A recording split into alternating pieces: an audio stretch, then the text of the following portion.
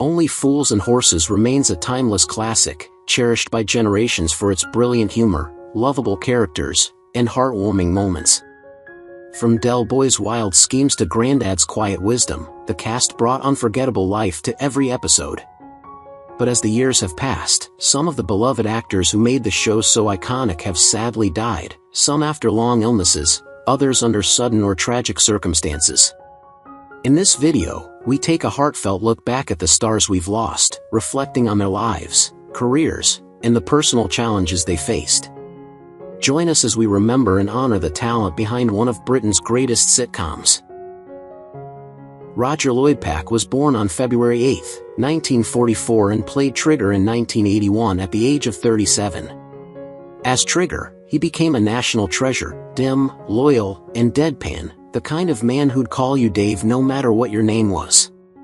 But while viewers laughed, Lloyd Pac was quietly seething. He despised being typecast, once saying he lost control of his own identity after Trigger took over his public life. Classically trained and politically outspoken, he often clashed with directors for being difficult and uncooperative.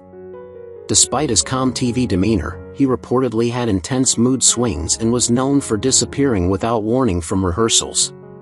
His first marriage ended bitterly, with allegations of emotional neglect and long absences. Though he later remarried, his children described a father often more invested in his ideals than his family. He resented the fame that came with Trigger, describing it as a mask I can't peel off. He was diagnosed with pancreatic cancer in 2013 but kept it secret until the end. Roger Lloyd Pac died on January 16, 2014, aged 69, from pancreatic cancer.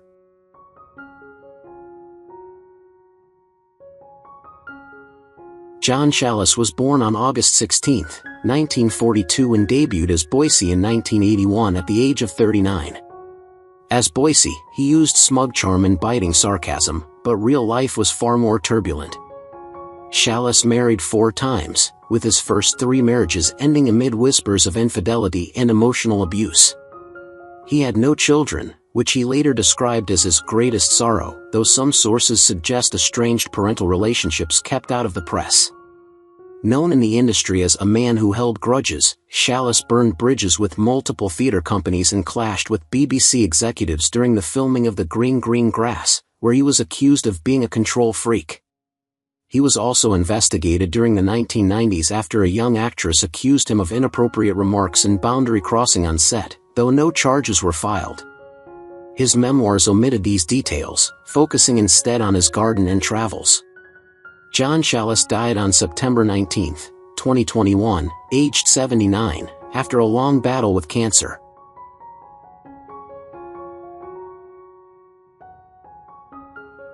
Buster Maryfield was born on November 27, 1920 and joined the show in 1985 as Uncle Albert at the age of 65. On screen, he was the lovable, beardy war veteran with endless tales and a bottle of rum always nearby. But behind the scenes, Buster's image as a wholesome elder statesman hid a man driven by deep insecurities. Before acting, he was a strict bank manager with a reputation for coldness and control. His sudden fame later in life caused rifts in his family. His daughter once hinted at being emotionally orphaned during his TV years. Though teetotal, he was obsessively perfectionist, often berating younger castmates for minor flubs. He was also dogged by rumors of being difficult to work with and allegedly threatened to quit if given fewer lines.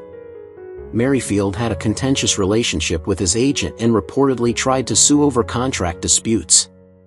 His clean public image belied a private life filled with tension, control, and regret. He died on June 23, 1999, aged 78, from a brain tumor.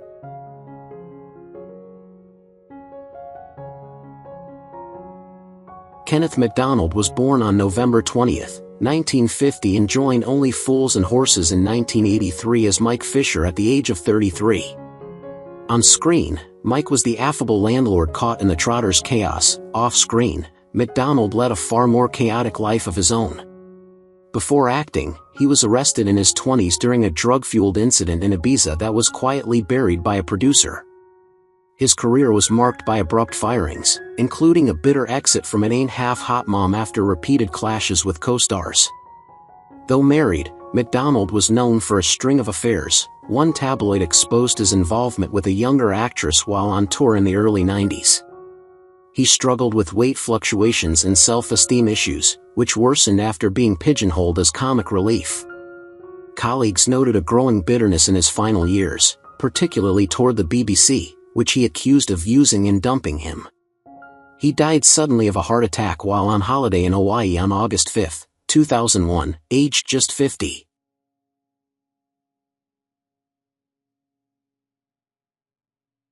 Diane Langton was born on May 31, 1944, and appeared in Only Fools and Horses in 1985 as June Snell at age 41. June, Del's old flame with a daughter he never knew existed, was bold, provocative, and disruptive, just like Langton's off-screen reputation. Though hailed for her stage work, Langton was notoriously difficult in rehearsals, often clashing with directors and walking off set. She was sued by a fellow actor in the early 90s over a physical altercation during a West End production, a case settled quietly out of court. Behind the scenes, Langton's life was turbulent: 2 divorces, both ending in scandal, one involving her husband's affair with a castmate, the other marred by her own rumored infidelity with a younger dancer. Her strained relationship with her son, who publicly accused her of emotional manipulation, left emotional scars. She struggled with chronic anxiety and pill dependence, which she denied despite concern from colleagues. Langton died on January 15, 2025, aged 80.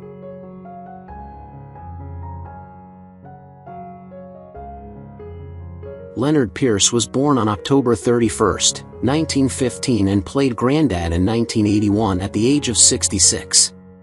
Grumpy, lazy, and oddly lovable, Grandad's character was crafted from Pierce's own jaded worldview. But Pierce's real story was riddled with secrets. A lifelong bachelor, he kept his sexuality hidden in a conservative industry. Rumors swirled that he'd had a long-term relationship with a fellow male actor, though he never publicly acknowledged it. Pierce's career was erratic. Despite talent and RSC credentials, he was passed over for leading roles repeatedly, reportedly due to attitude problems and dark moods. He battled depression most of his adult life and was once briefly hospitalized following a nervous breakdown in the 70s. On set, he was often isolated, described by younger castmates as remote and cold. A heavy smoker and drinker, his health spiraled during the second series of the show, leading to on-set delays and tense rewrites. Leonard Pierce died of a heart attack on December 15, 1984, aged 69.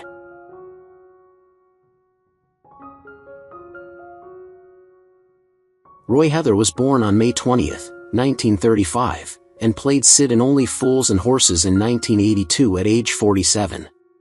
Sid, the grumbling cafe owner, masked a quiet fondness for the trotters behind sarcastic quips and exasperated sighs.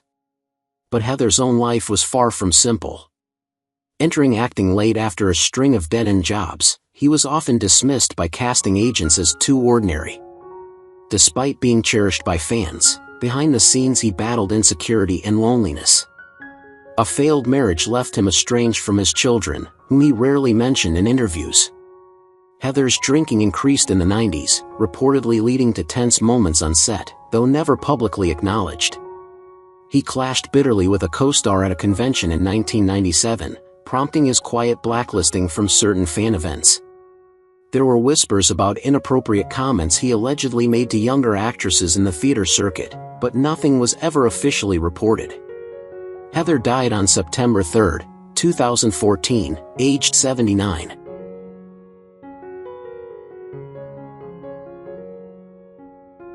John Bardon was born on August 25, 1939, and appeared in Only Fools and Horses in 1986 as a policeman at age 47. Though remembered fondly as Jim Branning in EastEnders, Bardon's personal life told a darker tale. A respected stage actor with a fierce presence, he was notorious for his disdain toward TV lightweights and frequently belittled younger co-stars. Several actors accused him of verbal abuse, and he was temporarily suspended from a theater company in the 1980s after a backstage confrontation turned physical. Bardon had a gambling addiction he never acknowledged, reportedly losing thousands in illegal London poker clubs. His wife once attempted to leave him over alleged infidelity, but returned after a mysterious private agreement. His health rapidly declined after a massive stroke in 2007, leaving him incapacitated. He spent his final years in a care home, often confused, isolated, and no longer recognized by the industry he once dominated. Bardon died on September 12, 2014, aged 75.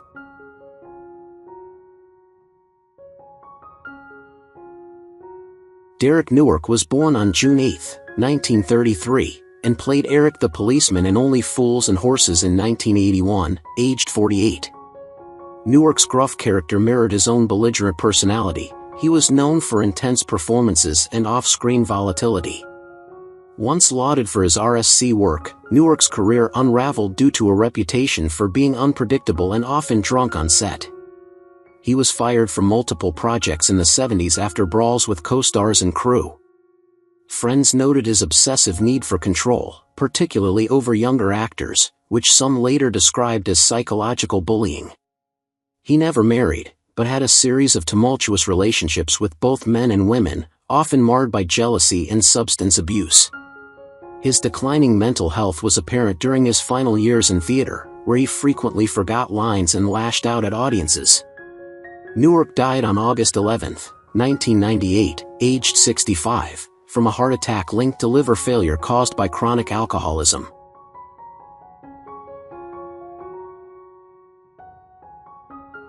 Peter Woodthorpe was born on September 25, 1931 and played Reg Trotter in 1983 at age 52.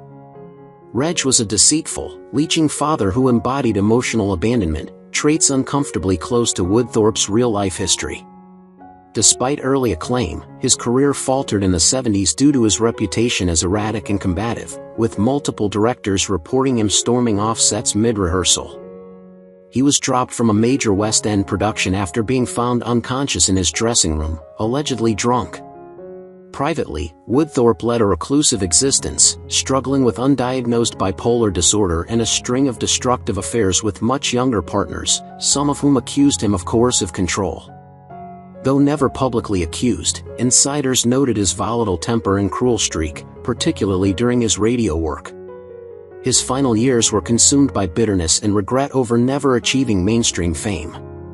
He died on August 12, 2004 at 72, after what was officially called a short illness, though some close to him suspect years of alcohol abuse were the underlying cause.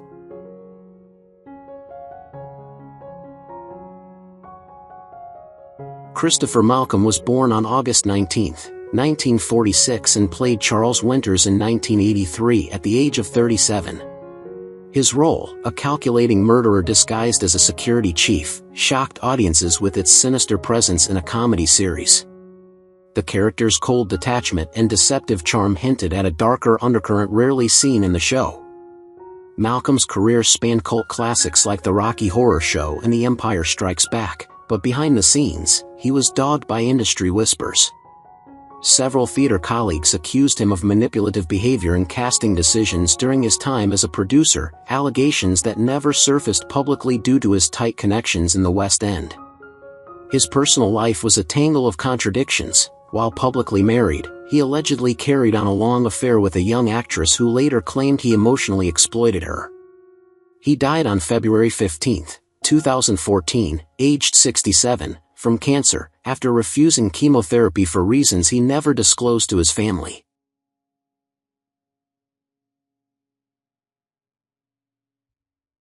Geoffrey Toone was born on November 15, 1910 and played Lord Ridgemere in 1982 at the age of 72. His performance oozed aristocratic disdain, much like the airs he reportedly carried on set. Though celebrated for his Shakespearean gravitas, Toone's career was marked by a refusal to adapt. He once walked out of a TV audition mid-reading, calling the script beneath contempt. Industry insiders whispered about his lifelong companionship with Frank Middlemass, often speculated to be romantic, though neither ever addressed the rumors publicly. Toone's sharp tongue became legendary. He openly berated young actors and once referred to a female co-star as a mannequin with tits. Despite the facade of poise, he carried decades of resentment over never being knighted, believing his contribution to British theatre was ignored out of spite. He died on June 1, 2005, aged 94, of natural causes, his final days spent in relative obscurity, increasingly disillusioned with the industry he once adored.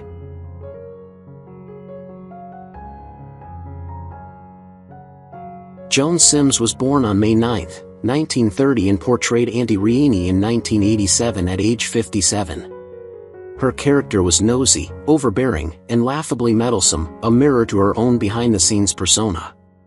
Sims was a household name thanks to the Carry-On films, but fame came at a crushing price.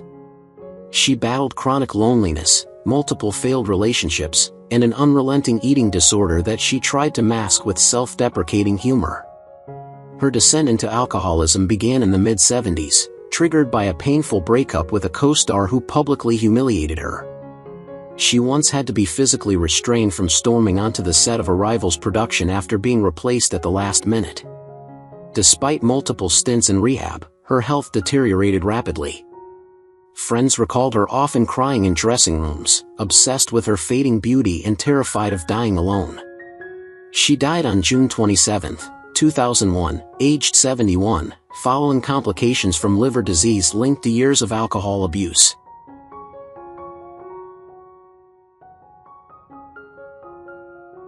Mort was born on January 10, 1926 and appeared as a policeman in 1983 at the age of 57.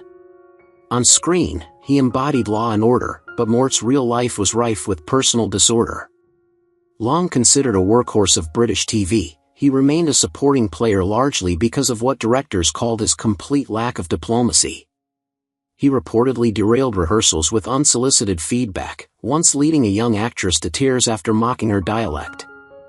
Mort's private life was grim, estranged from both his children following a bitter divorce. He lived alone in a cramped flat in Manchester, surviving on residuals and bitterness. In the late 80s, he was briefly investigated for alleged inappropriate conduct towards a young extra. Though no charges were filed, the incident ended his steady employment. Co-workers described him as increasingly paranoid, convinced producers were blacklisting him. He died on July 4, 1994, aged 68, quietly and alone.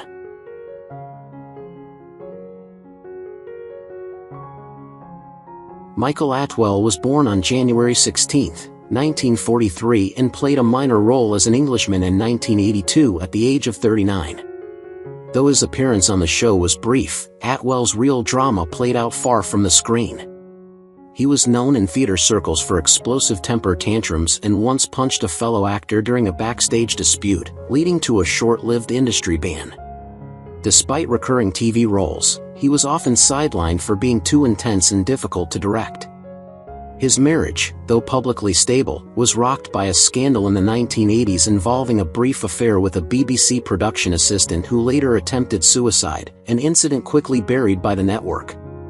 As Zoke, his political cartoons drew both acclaim and ire, including death threats after lampooning Margaret Thatcher.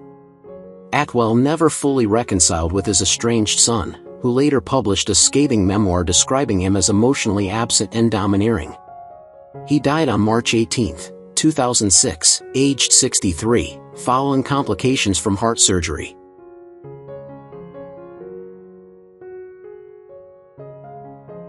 Anthony Morton was born on April 7, 1927, and appeared in 1983 as Louis Lombardi at the age of 56.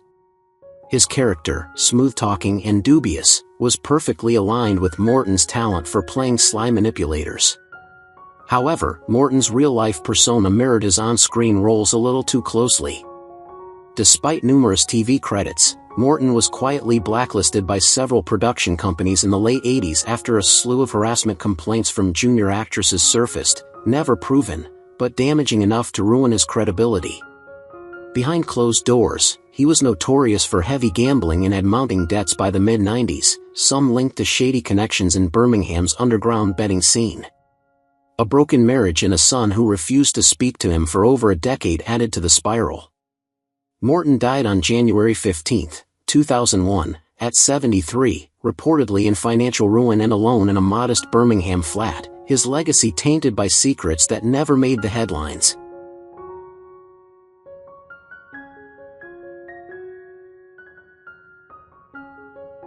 Constance Chapman was born on March 29, 1912, and played Elsie Partridge in 1989 at age 77. In the episode Sickness and Wealth, her eccentric, spiritually inclined character seemed a gentle oddity, but the actress behind Elsie was anything but. Chapman had a reputation in theatrical circles for being ruthlessly competitive, once sabotaging a younger actress's audition by feeding her bad lines. Her on-set behavior bordered on tyrannical, demanding script rewrites and once slapping a PA over a lukewarm tea. While her long career boasted credits like Clockwise and A Kind of Loving, Chapman's refusal to adapt to changing times saw her effectively phased out by the early 90s. In her personal life, she never married, and rumors persisted of a decades-long affair with a married director who left her destitute when he died. Constance Chapman died on August 10, 2003, aged 91, from natural causes, but was buried in a sparsely attended funeral, her legacy buried under layers of grudges and theatrical arrogance.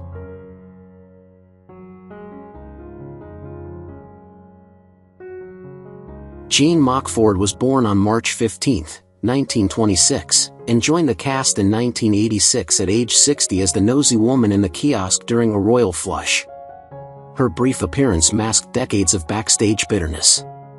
Although she found fame in Up Pompeii, Mockford was known for feuding viciously with co-stars and had been banned from multiple theater companies due to her toxic presence.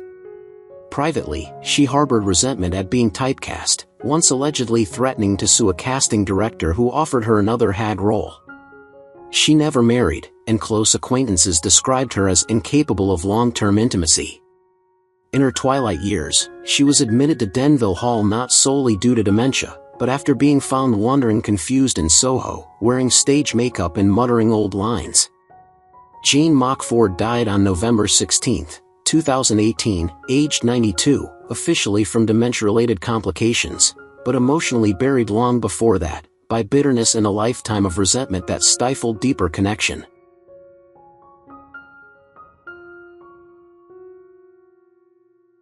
Trevor Biffield was born on October 20, 1943, and played Eric the Singer in 1991 at age 48. Eric's loud, off-key bluster echoed Bifield's real-life bravado. Known in showbiz as Ziggy, Biffield cultivated a wild image, but behind it lay destructive behavior. In the late 80s, he was briefly arrested after a hotel bar fight with a fellow actor, though charges were dropped. His career bounced across soap operas, but he was frequently labeled unmanageable, with directors citing his explosive temper and refusal to take direction. In 2009, a car accident nearly killed him, and many whispered it was the result of drunk driving, though this was never officially confirmed. Divorced and estranged from his children, Biffield spent his final years living in seclusion in Warwickshire. He died on October 11, 2017, aged 73, from pneumonia, but the flame out of his once promising career was a cautionary tale whispered in green rooms across Britain.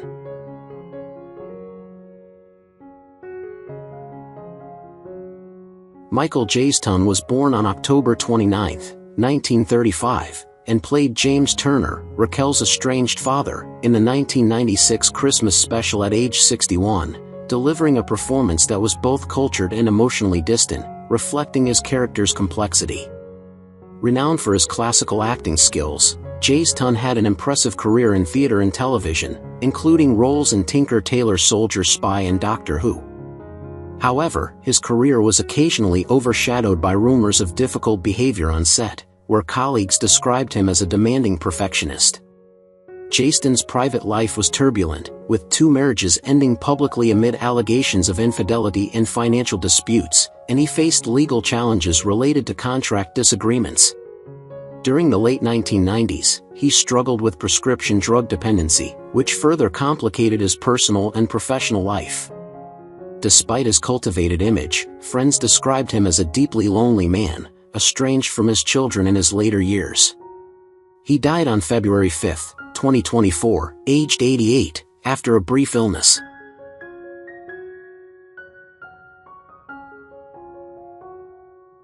Walter Sparrow was born on January 22, 1927, and played the infamous Dirty Barry in 1989 at the age of 62. Barry's lecherous smirk was no stretch for Sparrow, who in real life carried an unsettling reputation. Several female extras accused him of inappropriate conduct during the late 80s, and though no charges were filed, his name was quietly left off casting lists for more family-friendly productions. Known for his unsettling method acting, Sparrow reportedly once locked himself in an adult shop overnight to prepare for the Dirty Barry role, an act that disturbed even his closest peers. A heavy drinker with a penchant for inappropriate jokes, Sparrow was largely sidelined from major roles after Robin Hood, Prince of Thieves. Behind the scenes, his second marriage collapsed amid accusations of emotional abuse, and his only daughter cut ties in the late 90s. Walter Sparrow died on May 31, 2000, aged 73, of illness, but his legacy remained divisive, a talented character actor who blurred the lines between eccentric and unacceptable.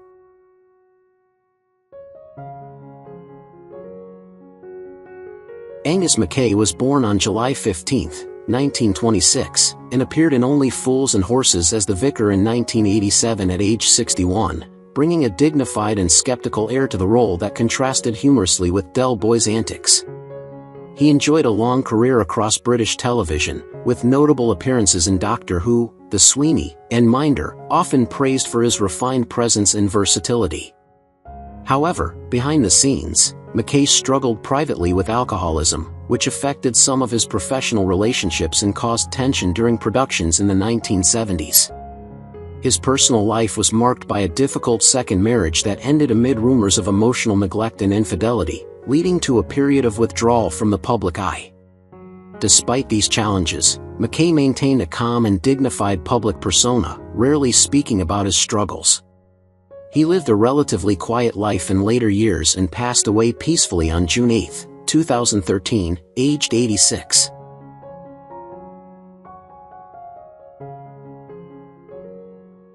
Tony Anhol was born on January 19, 1941 and played Abdul in 1985 at age 44.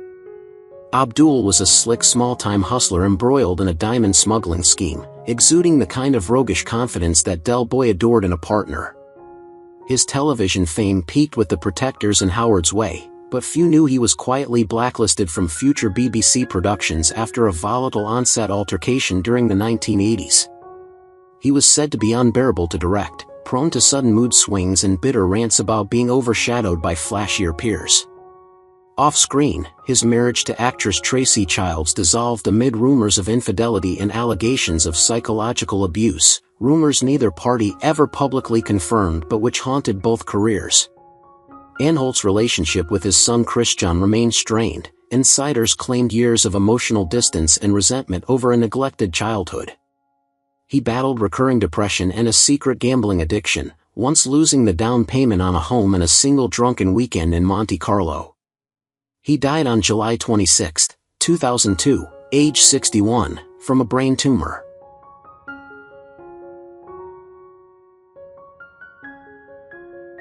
Nicholas Courtney was born on December 16, 1929, and appeared as Charles in Only Fools and Horses in 1988 at age 59. A minor role compared to his iconic portrayal of Brigadier Lethbridge Stewart in Doctor Who. Courtney was beloved for his commanding screen presence and quick wit, but off-camera, he wrestled with deep insecurities and depression, exacerbated by long periods without work as his career declined. Known for his sometimes abrasive temperament, Courtney frequently clashed with producers and fellow cast members, which contributed to his sporadic employment. Rumors circulated about a secret gambling addiction that drained much of his savings and caused tension within his family, leading to estrangement from several relatives. Despite his charm and humor, his later years were marked by loneliness and withdrawal from the public eye. He passed away after a short illness on February 22, 2011, aged 81, leaving a legacy both celebrated and tinged with personal hardship.